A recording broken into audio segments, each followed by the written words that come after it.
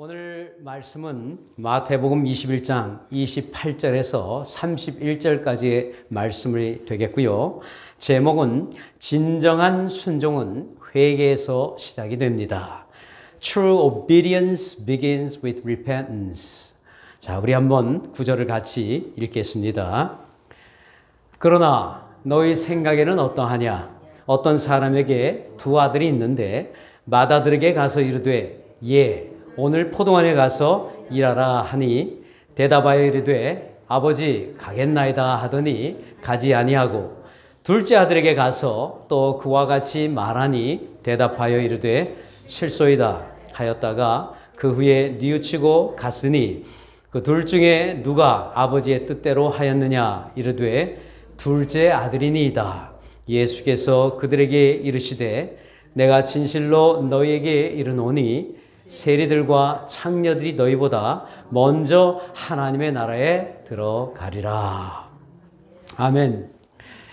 사람의 사람됨은 무엇보다 말로서가 아니라 그 사람의 행동을 보면 알 수가 있는 것입니다.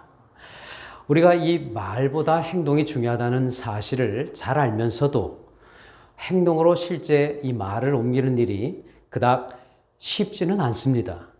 이 기독교의 변증가로 알려져 있는 20세기의 지성인 C.S. 루이스가 원래 지독한 무신론자였습니다. 워낙에 출중하고 탁월한 지식을 가진 사람이었는데 성경을 재미삼아 읽어보았는데 성경에서 와닿는 것이 없어서 그냥 뭐 한번 읽어는 볼 수 있어도 마음에 와닿지 않는 이 거짓 같은 이야기들. 그래서 성경을 읽다가 던졌다고 하는 자신의 그 일생의 이야기가 있습니다. 그런데 그 오랜 시간 속에서 어느 날 하나님께서 몇 가지 사건을 통해서 그에게 이 성경의 말씀이 진리임을 드디어 깨닫게 하심으로 그가 하나님 앞에 항복하게 됩니다. 그가 처음 예수님을 영접하면서 이런 고백을 남겼습니다. 나는 영국 전체에서 가장 우울하고 내키지 않게 하나님께 돌아온 사람이었다. 나는 영국 전체를 통틀어 가장 우울하고 어떻게 보면 내키지 않게 하나님께 돌아온 사람이었다. 이분의 심정을 혹시 이해할 수 있을까요? 자기를 최고로 여기며 하나님이 아니고 나 혼자서도 얼마든지 내 인생을 영위할 수 있다. 이렇게 고집스럽게 살아가는 분들이 대체적으로 누구 앞에 엎드리거나 또 다른 존재를 나보다 높이 인정하는 걸 힘들어합니다. 특히나 20세기의 지성인으로 손꼽혔던 C.S. 루이스는 이 보이지 않는 하나님이라는 존재를 받아들이는 게 그렇게 쉽지 않았습니다. 단순하게 받아들이라고 해도 단순하게 받아들여지지 않는 것이죠. 그러다 결국에는 하나님 앞에서 야곱처럼 마치 환도뼈가 부러지면서 무릎을 꿇었던 것처럼 그 자신도 하나님 앞에 압도되어 무릎을 꿇게 된 것입니다. 그래서 자기가 하나님 앞에 무릎을 꿇어야 되겠다 꿇어서 꿇은 게 아니라 그래서 꿇은 게 아니라 하나님이 그를 꿇이신 것입니다. 그래서 하나님 앞에 항복하게 된 것이죠. 여러분, 이 문장은 루이스 자신이 얼마나 심한 갈등 속에서 하나님의 부르심 앞에 결국은 순종하는 사람이 되었는가를 보여주는 것입니다. 그래서 우리는 C.S. 루이스가 만든 여러 가지의 작품들을 알고 있지 않습니까? The Chronicles of Narnia, 나니아의 연대기라든가 옷장 속의 마녀들, 그런 이야기들이 다 이분이 성경을 토대로 지은 기독교 소설인 것입니다. 겉으로는 이분은 강력하게 반항했어요. 받아들이고 싶지 않았어요. 그런데 사람이 그런 게 있지 않습니까? 겉으로는 자존심이 있어서 받아들이지 않지만 내심 속에서는 거부할 수 없다는 것을 자신이 아는 거예요. 그런 분들 계셨어요? 저는 가끔 그런 걸 느낄 때가 있어요. 인정하고 싶지 않은데 마음속에서는 인정해야만 될 것 같은 그런 순간이 오면서 갈등이 일어나요. 그러다 결국은 무릎 꿇게 되죠. 바로 이 C.S. 루이스도 겉으로는 버팅기면서 하나님을 거부하는 것처럼 했지만 그의 속마음은 성령이 그를 기경하고 있었던 것입니다. 그래서 하나님의 부르심에 결국은 순종하여 20세기의 위대한 기독교 변증가가 된 것이죠. 여러분, 때때로 순종은 반항심 혹은 거부감 속에서도 이루어질 수 있다는 것을 오늘 우리는 보게 됩니다. 예수님께서 두 아들의 비유를 들려주시면서 이스라엘의 그 자존심 강했던 유대인들, 특히 종교 지도자들을 향해서 가르침을 주십니다. 어느 날 이 비유에 등장하는 아버지가 두 아들을 부르러 이렇게 부탁을 합니다. 오늘 너희들이 포도밭에 가서 이 일을 좀 하고 와야 되겠다. 그랬더니 첫째 아들이 싫다고 대답을 합니다. 첫째 아들이 그 싫다고 하고 거꾸로죠. 첫째 아들이 좋다고 하고 안 가고 둘째 아들이 싫다고 하고 갔단 말이에요. 장남은 알겠습니다 그래 놓고는 갔고 나중에 마음이 바뀌어서 그리고 둘째 아들은 안 가겠다고 하고 갔어요. 굉장히 말이 자꾸 헷갈리는데요. 그래도 분명한 거 하나는 가겠다고 얘기한 사람은 안 갔고 안 가겠다고 한 사람은 갔어요. 자, 이렇게 해서 이 비유를 통해서 예수님께서 우리에게 가르치시고 싶은 말씀은 순종은 말이 아니라 행동에서 결국 결정지어진다 그런 얘기예요. 저는 오늘 우리 자신을 한번 이 말씀에 빗대어 정직하게 솔직하게 좀 점수를 매겨봤으면 좋겠어요. 나는 말만 잘하는 쪽에 있는 사람인가? 아니면 나는 말은 좀 거부감이나 또 거의 no, 싫다 이런 얘기를 하지만 나중에 가서는 꼭 마음이 바뀌어서 선행을 행하는 쪽으로 가는가? 이걸 잘 보시기 바라요. 그 사람들도 피해야 하는 심리적으로 정신적으로 피해야 하는 사람들의 부류가 있는데 말로는 그래 다음에 보자 그렇게 하자 내가 해줄게 그렇게 말은 잘하는데 한 며칠 지나고 나선 어려울 때 연락해도 받지도 않고 연락도 안 받고 소식이 뚝 끊어지는 그런 사람 신뢰할 수 없고요. 가까이 하지 말라는 얘기가 있어요. 오늘 성경에도 그와 같이 두 종류의 그 부류가 두 부류의 인생이 두 아들을 통해서 나타나고 있습니다. 예수님 당시에 아버지라고 하는 존재는 우리 그 과거 한국의 유교 사회처럼 아버지의 말씀은 절대적이에요. 거기에 자식들이 토를 달 수 없고 그 권위는 아주 존경받을 만한 것이고 존중받아야 할 것입니다. 절대적이에요. 그래서 아버지가 포도원에 가서 일해라 그러면 싫든 좋든 어떻게 대답해야 돼요? 예, 아버지.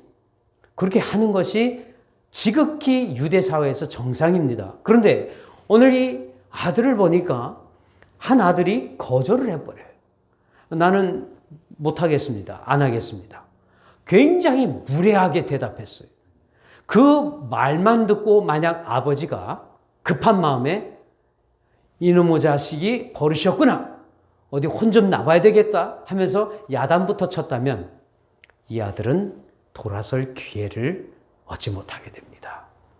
반면에 거꾸로 예 아버지 순종하겠습니다 했던 그 아들의 말만 믿었더라면 아버지는 결과적으로 큰 후회를 할 뻔한 일이 생기게 됩니다.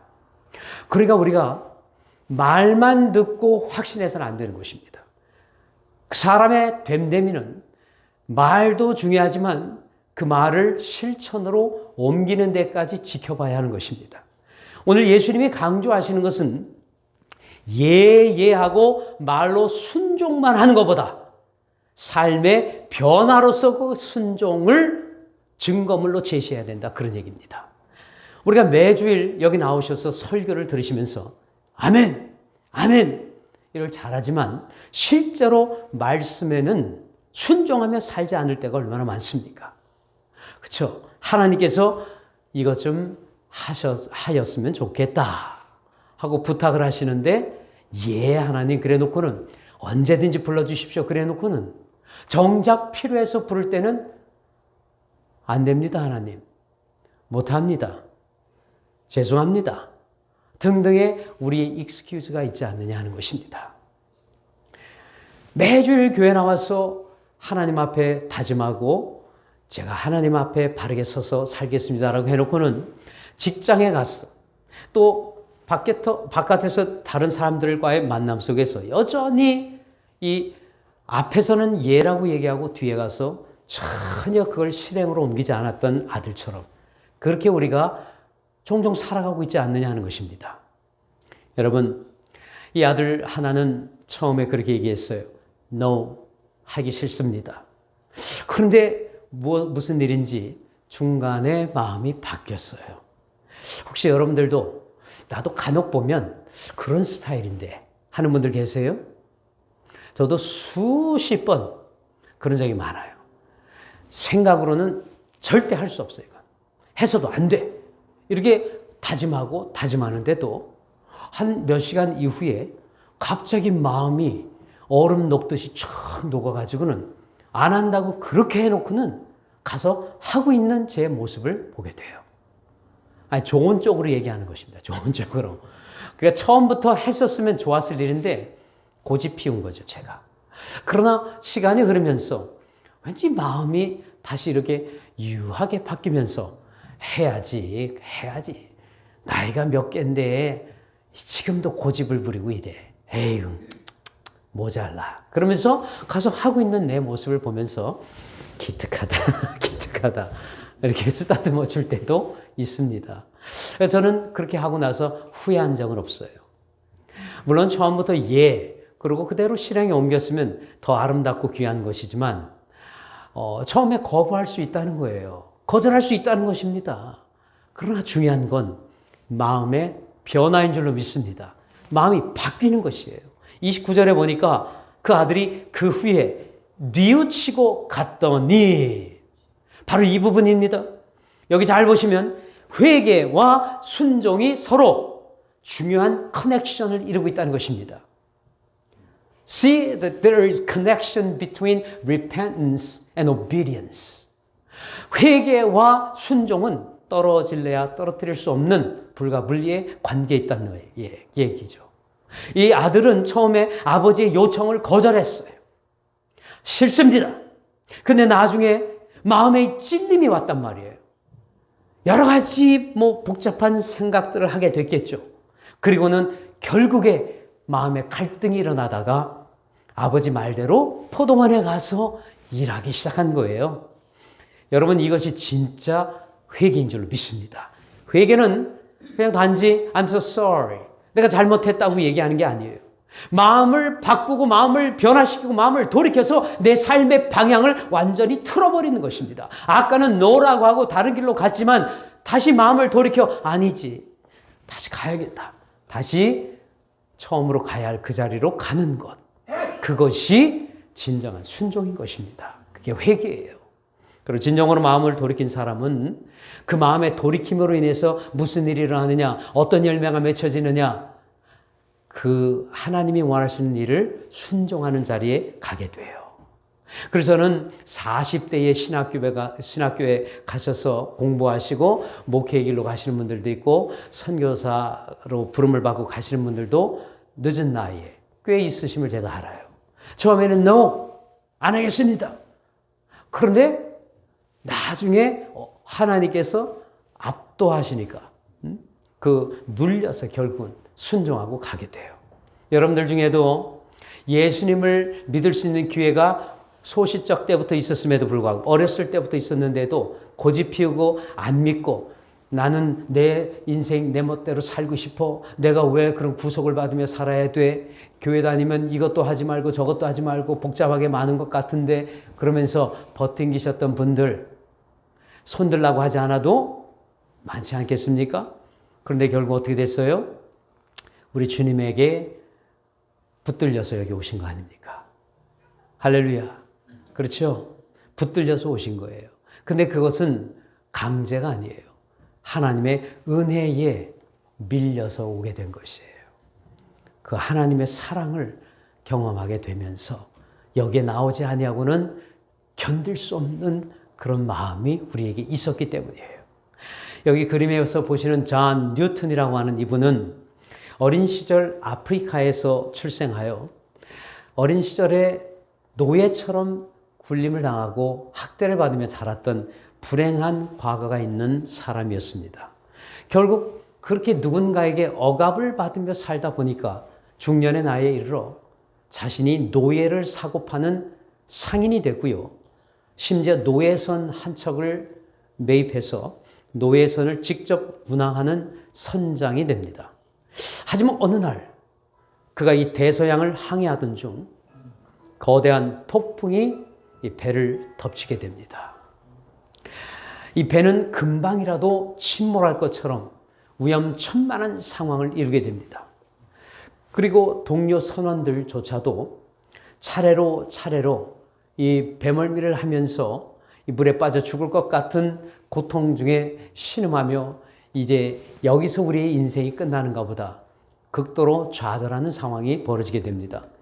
이 존 뉴턴이 이제 언제 바닷길 속에 빠질지 모르는 그런 절박한 상황에서 절망 가운데 그가 자신도 모르게 외치기 시작해요. 하나님, Lord have mercy on me. Lord please help us. 하나님 우리를 불쌍히 여겨주십시오. 하나님 내가 죽게 되었나이다. 하나님 살려주세요. 하나님. 막 울부짖었어요. 그때의 그 부르짖음은 이 뉴턴이 일생에 처음으로 하나님께 하나님의 존재를 인정하며 그 신의 이름을 불렀던 그 첫 순간이었던 것입니다. 절박한 상황에 이르렀을 때 그는 자신이 절대 존재할 것이 아니라고 믿었던 그런 하나님을 찾기 시작했어요. 그날 뉴턴과 선원들은 하나님의 은혜로 모두가 안전하게 이 항해를 다 마치게 됩니다. 뉴턴은 그날의 사건을 인생의 전환점이라고 그렇게 일기를 쓰고는 그 은혜를 기억하면서 그때를 잊을 수 없어서 이분이 찬송가의 작사를 하게 됩니다. 나 같은 죄인 살리신 주의 놀라와 잃었던 생명 찾았고 광명을 얻었네. 벌레만도 못한 짐승과도 다를 바 없이 살았던 노예인 존 뉴턴. 그는 하나님 앞에 자기 일생을 구원해 주신 그 감사하면서 Amazing Grace, Amazing Grace. 어찌 이 세상에 이런 놀라운 은혜가 있을 수 있을까? 여러분, 순종은 과거가 깨끗한 사람이 그대로 순종하고 살 것 같아 보여도 그게 아니라 모질게 살아오고 고집스럽게 자기만을 위하여 살아왔던 사람들이 180도 바뀌면서 이 뉴턴처럼 회개하는 사람이 순종하게 되는 줄로 믿습니다. 회개가 있는 사람이 진정 하나님 앞에 바르게 선 것이에요. 지금 그런 생각이 드는 분들이 계십니까? 목사님, 그래도 나는 너무 긴 시간 동안 불순종하며 살아왔습니다. 5년, 아니 7년, 10년, 20년, 30년. 돌이켜보면 정말 나 홀로 나 혼자 내가 생각하면서 내가 하나님 생각하는 그 믿음 가지고 살아왔는데 이제 생각해 보니까 제가 하나님과 너무 멀리 떨어져 있었던 게 분명하네요. 주님과 놓치고 있었던 그 세월들이 너무 후회스럽습니다. 이렇게 너무 오랫동안 하나님과의 관계가 뜸해진 것에 대해서 괴로워하면서 너무 늦지 않았나, 이제는 너무 멀리 오지 않았나 이렇게 생각하시는 분들이 혹시 있으실까요? 그러나 절대 그렇지 않습니다. 지금이라도 참된 회개를 하시기만 한다면 이 아들처럼 말이죠. 얼마든지 순종의 길로 돌아올 수가 있는 줄로 저는 믿습니다. 사실 이 아들이 노라고 얘기하고 또 다시 돌이켜서 포도원으로 갔을 때 그 기간이 얼마가 됐을까 궁금한데요. 우리 주님은 분명하게 그 기간을 제시하고 있지 않아요. 그러니까 사람마다 다르다는 거죠. 어떤 사람은 고집불통이 10년이 가는 거예요. 이렇게 19살 때 불렀는데 29살 때까지 고집 부리고 딴 데 갔다가 29살에 돌아오는 거예요. 왜요? 그 10년 사이에 엄청난 사건이 일어나게 되는 거죠. 그런가 하면 어떤 분들은 일찌감치 터득해요. 저 같은 경우는 용서하십시오. 19살에 일찍이 순종했습니다. 왜요? 태어날 때부터 사느냐 죽느냐의 갈림길에 있었기 때문입니다. 그런데 나를 살려주셨잖아요. 누구 때문에 산 거예요? 우리 주님 때문이니까 뭘 망설이고 자식할 그런 주제가 아닙니다. 저는 그래서 처음부터 아예 순종하고 19살 때 신학대학교에 들어가고 대학원에서도 신학 공부를 하고 학위를 할 때도 신학 공부를 하고 하나님 말씀 속에서 묻혀 살다가 이렇게 주에 전해서 하나님의 이 사역을 감당하는 자리에 있습니다. 그 일찌감치 순종하며 가는 사람들도 있는 것이고 조금 버팅기다가 결국 어떤 사건과 사고를 통해서 우리 하나님이 우리를 사랑해서 부른다는 것을 알고 돌아오게 되는 분들도 있는데 중요한 건 돌이킴인 줄로 믿습니다. 그래서 마음의 변화가 일어났어. 아버지의 뜻대로 그 자리에 가 있으면 되는 것입니다. 바리새인들과 율법사들은 누가 봐도 위대한 종교 지도자들이었어요. 그러나 이들은 자신들이 하나님께 순종을 아주 잘하는 사람들이라고 확신했지만 예수님이 눈에 비친 그들의 모습은 하나님의 아들이신 예수님이 그 앞에 있음에도 불구하고 예수님을 절대 인정하지 않았습니다. 오히려 예수님을 대놓고 거절했던 참으로 무지막지한 사람들이었습니다. 그래서 예수님은 그들에게 straightforward하게 단도직입적으로 말씀하셨어요. 세리들과 창기들이 너희보다 먼저 하나님 나라에 들어갈 것이니라. The tax collectors and prostitutes are entering the kingdom of God ahead of you. 너희들보다 먼저 저 죄인들이 하늘나라에 들어갈 것이다. 그러나 그들이 회개했을 때 얘기죠. 여러분 이 무슨 뜻으로 하신 말씀입니까? 겉으로 아무리 종교심이 대단해 보인다 할지라도 그것만 가지고 천국에 갈 수 없다는 사실입니다. 죄인들일지라도 회개하고 주님 내가 잘못했습니다. 제가 살아온 그 길이 고집스럽게도 나만을 위한 길이었고 하나님을 의식하지 않은 정말 자만한 길이었습니다. 여러분이 그대로 인정하셔야 돼요. 돈을 아무리 많이 벌었어도요. 아무리 여러분이 큰 비즈니스를 지금 이루고 있고 큰 사업을 벌이는 사장이요 회장이라 할지라도 하나님과의 관계에 있어서 신앙의 탑을 쌓지 못했다면 실패자예요.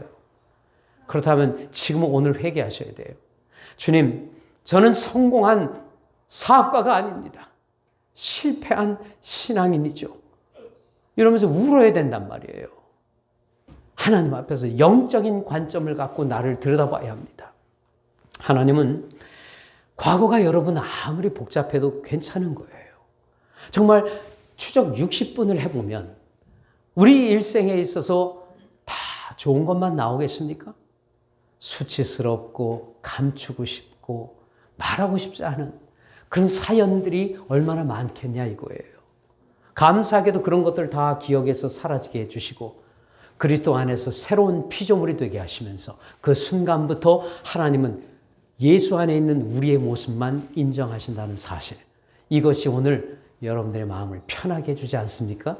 무엇이 진정 치유입니까? 무엇이 진정 회복입니까? 과거의 나의 부족함을 다 잊어버리시고 그리스도 안에 있는 나, 새로운 피조물로 인정해 주시는 그 하나님을 보면서 가는 것입니다. 그렇기 때문에 우리가 자꾸 과거 얘기를 들춰내는 것도 좀 적당히 하시는 걸 제가 부탁드려요. 자꾸 그 오랜 전의 이야기로 마음 아프게 서로 상하면서 고통을 다시 씹고 그렇게 할 필요는 없고요. 다만 교만해지려고 할 때는 한 번씩 들춰내긴 해야 돼요. 그런 얘기 있잖아요. 깨구리 올챙이 시절 모른다고. 하나님의 은혜로 구원받고는 갑자기 목이 고다지고 교만해가지고 뻣뻣해가지고 잘난 척하고 그럴 때는 올챙이 시절을 한 번씩 리마인드 해줘야 되는 것이죠. 그래야, 그렇지. 사람은 진짜 그래요. 그거 모르면요, 하늘 높은 줄 모르고 교만해지는 것이거든요. 여러분, 기억하십시오. 과거가 아무리 복잡하고 아무리 불완전했어도 회개만 하시고요, 결단하시면 분명코 하나님의 천국 백성이 되시는 겁니다. 그래서 오늘 하나님 우리에게 묻는 것입니다. 내 아들아, 내 딸아, 이제 내가 너희들에게 명하는 밭으로 나아갈 준비가 되었느냐? 제가 여러분들에게 질문한다고 생각하지 마시고 하나님이 여러분에게 지금 이 시간 묻는 것이라고 받아들이시고 한번 대답해 보시길 바랍니다. 사랑하는 내 아들아, 내 딸아, 오늘 포도원에 나아가서 일하겠느냐? 여러분 마음속으로 한번 답해 보세요. 예, 아버지, 가겠습니다. 이 질문에 우리는 그동안 네, 그렇게 하겠습니다. 수없이 대답 많이 했죠. 그러나 실제 간 적이 없었던 때가 얼마나 많았습니까? 그렇죠? 하라 그러면 안 하고, 하지 말라 하면 더 하고, 이렇게 살아왔던 우리의 모습이 더 많지 않습니까? 그런데 오늘 주님이 이 말씀을 우리에게 들려주시면서 다시 한번 질문하고 계시는 겁니다. 이번에도 대답만 그렇게 할래? 아니면 실제 순종할래? 여러분이 대답을 하셔야 됩니다. 정말 여러분 조심해서 대답하셔야 합니다. 하지도 않을 거면서 대답만 하시면 또 반복되는 것이에요. 그러나 오늘 지금 이 순간 대답할 수 없다면 집에 가셔서 곰곰이 이 말씀을 다시 상고하면서 마음의 준비가 됐을 때 대답하시고 실제 대답하신 걸 실행으로 옮기셔야 할 줄로 믿습니다. 신중하게 생각하시고 하나님 앞에 대답하시는 습관을 길러야 합니다. 아무 때나 아멘, 아무 때나 할렐루야, 아무 때나 예스 아닌 것입니다. 그건 어렸을 때 시키면 하는 거였고 이제 나이가 들면 우리는 스스로가 하나님 주신 은혜에 따라서 정직하고 솔직하게 실천할 수 있을 때 대답해야 하는 것이 책임 있는 크리스찬인 것입니다. 이번 한 주간 여러분 각자의 마음속에 주님이 이제 어디로 가라고 감동이 들려질 때에, 감동이 올 때에 여러분의 생각을 좀 내려놓으시고 주님 가겠습니다. 진짜 가겠습니다. 그리고 그 말이 떨어지자 무섭게 여러분의 스케줄을, 그 시간을 비워놓으셔야 할 줄 믿습니다. 주의 이름으로 축원합니다. 예라고 대답하시고 그 예에 대한 순종이 열매로 맺혀지기를 주의 이름으로 축원합니다. 우리 함께 시간 기도하시겠습니다.